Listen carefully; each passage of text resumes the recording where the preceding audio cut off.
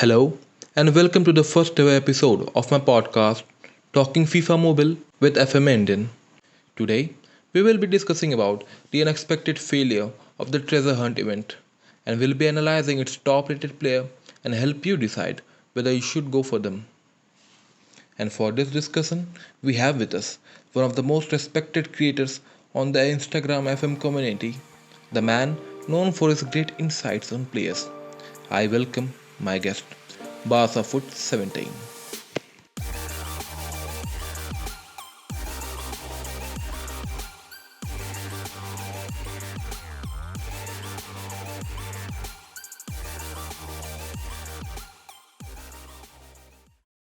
Hello, Hey, how you doing? I'm fine, man. What about you? Good, good. So, without any further ado, let's just start talking about the failure of this much awaited, much hype event, the treasure hunt. Okay, so Treasure Hunt, I think for a lot of people was a disappointment, especially if you're comparing it to past seasons. Past seasons, Treasure Hunt was very, very exciting. I think last season was, I think, probably one of the best events. Very easy to pack a 100 overall player. I didn't play the last season, but I've seen people posting about getting 100 rated Salah, 100 rated Casemiro, 100 rated Primac and Ronaldinho. I think, if I remember correctly, a 100 overall player, I think 3 or 4 times. And it was very easy to get, very easy. The pack luck was very, very good. So you're almost guaranteed to get something good. I think it was longer. It was definitely more complicated. There's a lot more you could do. It's a lot more you could get. I think in this event, there's really only 2 tabs you're looking at. You're just playing a skill game, and then you're, you know, doing the bubble bonus, which I don't know. It's kind of a boring event. I think the only redeeming quality of this was really the players. Some of the players were quite good. But in terms of, enjoyment of the event, I think it lacked. Other seasons was much, much. We had high expectation of this event. So at least in the factor of enjoyment, it really disappointed. I think I was really looking forward to like a roulette style, you know, like we were talking about, Like the Lunar New Year. or yeah, just to get like a free promo icon, like last year. It seems like the season has been too much focused on the pay to win players. I mean, Modric's there, but who's really going to get that unless you're going to pay for it? And I really like those. I think they use this style in other events, like the bubble bonus, where you have to get. I mean, you're still getting tokens, right? But it's not the same as like a full roulette, like we saw on the team of the season reserves. That's more exciting. But in one, you have to you have to wait for a very long time just to get 200 reserve tokens, which is two bubbles, right? And I don't know, the reward's exciting. It takes way too long to even open a bubble. So I mean, it's just one of those events you just kind of just play and just wait for it to end, to be honest, because it's not very exciting. Like the pillar structure, I think that was very weird too. I don't know how they got this idea, but you have to complete two pillars to get one player, which kinda sucks. Yeah, I would rather they just do a path or something, because it's the same thing as a path, but they just changed, they changed the direction of it.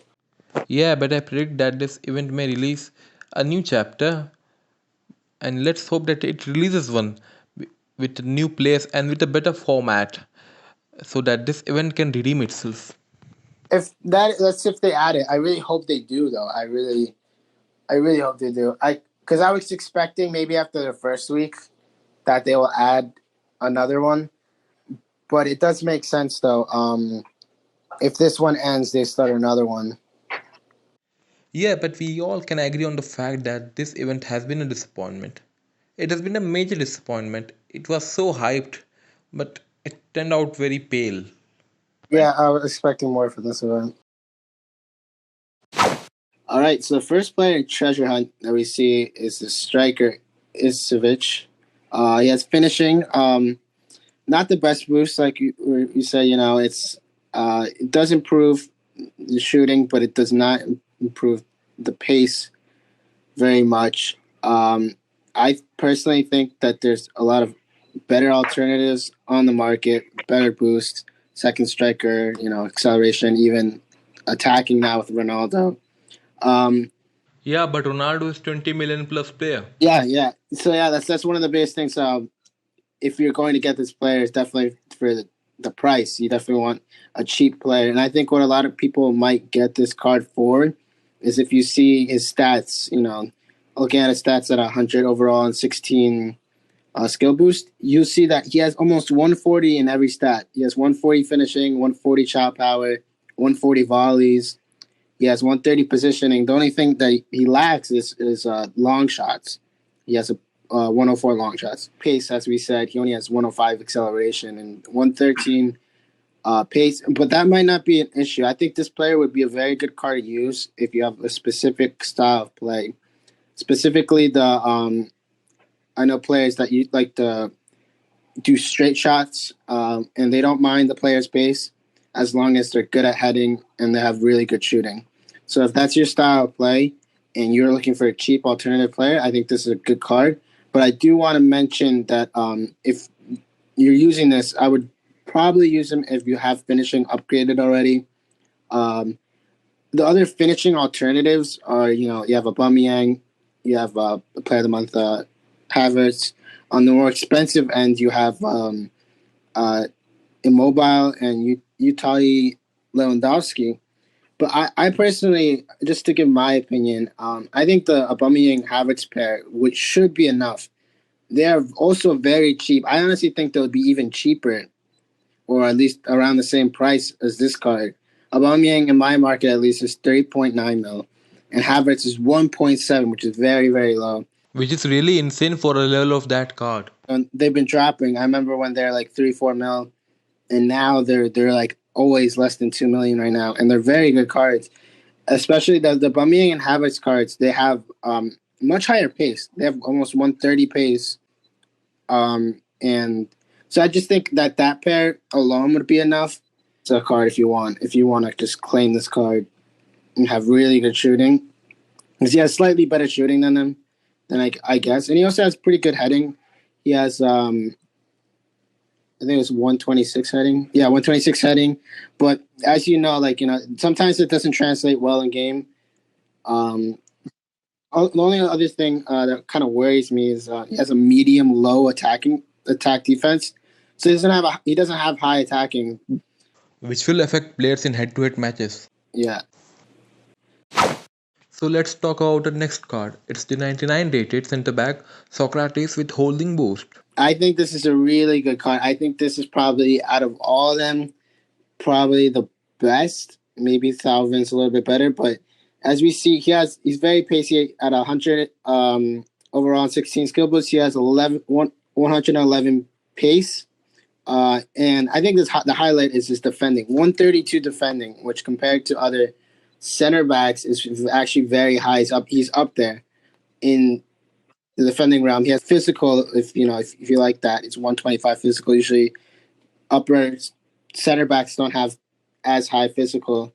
And he has 130 interceptions. He has good heading, 124 heading, 140 marking, and 140 stand tackle, right? And I think this is a card if you want to replace. You see, also, I think all these cards are going to have the same.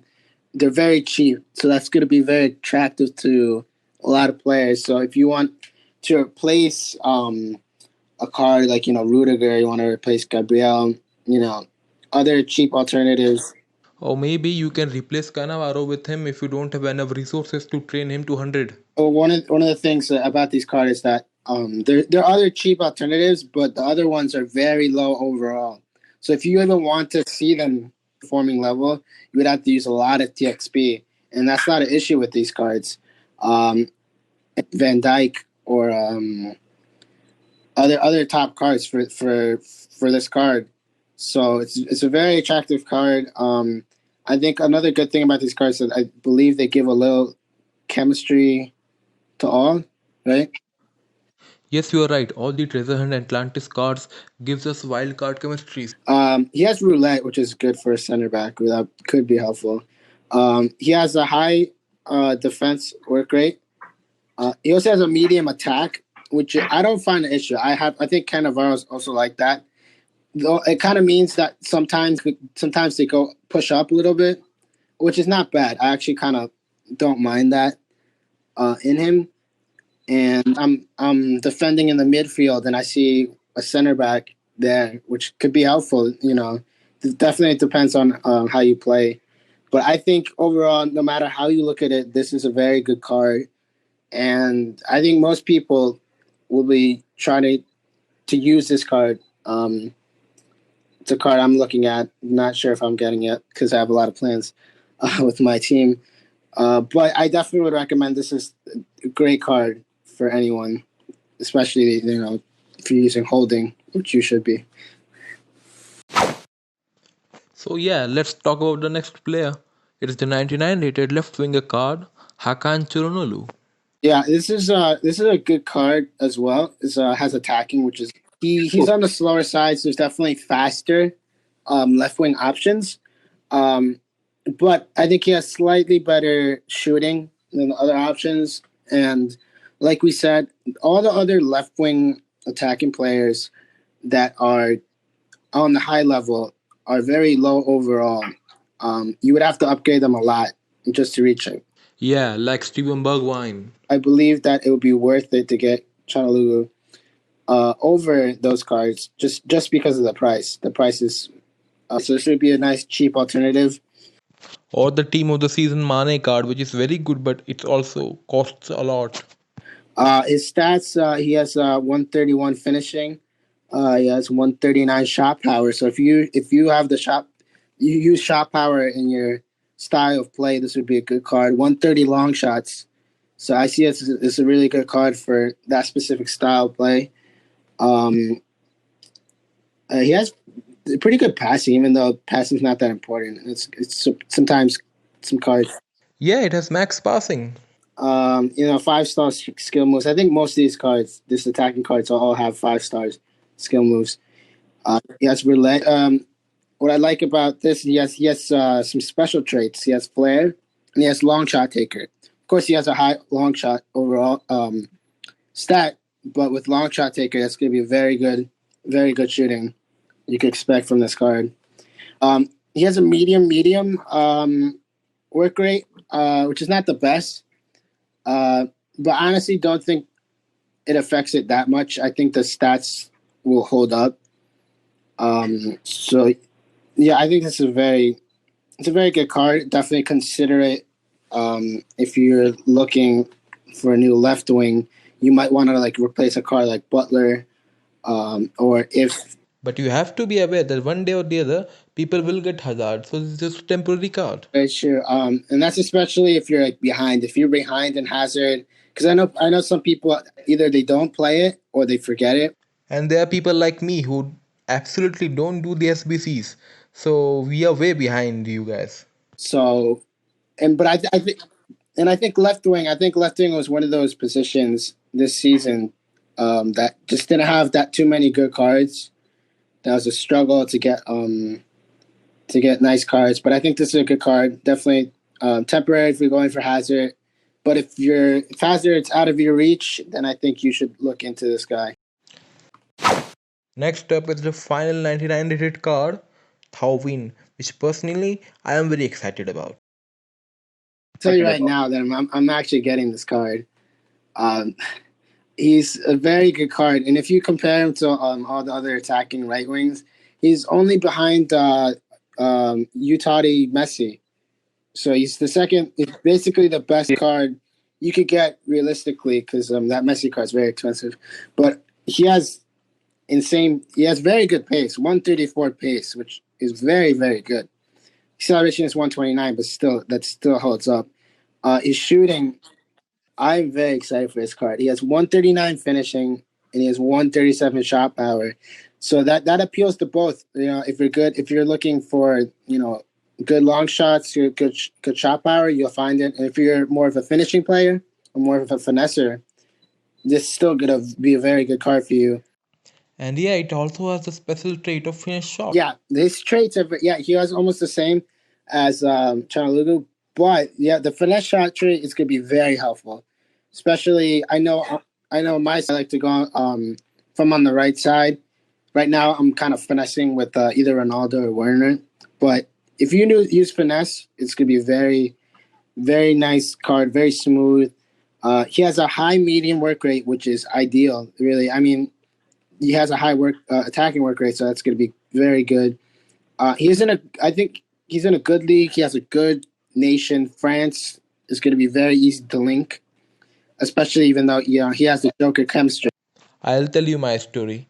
I had the team of the season Di Maria card, 100 rated card with attacking skill boost, max dribbling, and rainbow skill move. And it was literally fire on the right wing. But then the FA Cup event came with the 99 rated Almiron, so I got greedy for coins and sold Di Maria and claimed Almiron. But it was a good card, but the only thing it lacked was dribbling. It didn't have that dribbling of Di Maria, which was insane. I'm getting this Thauvin card, man.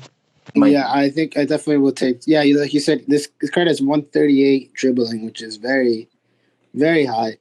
Um, so I think I will card, especially if you're transitioning into wingers because of Hazard, then you definitely want to have him. Players who use the 3-4-3 formation or the 4-3-3, they will love this card. They have got an absolute beast of a right winger, which will also be pretty cheap. Yeah, I'm very excited to use this card in the future.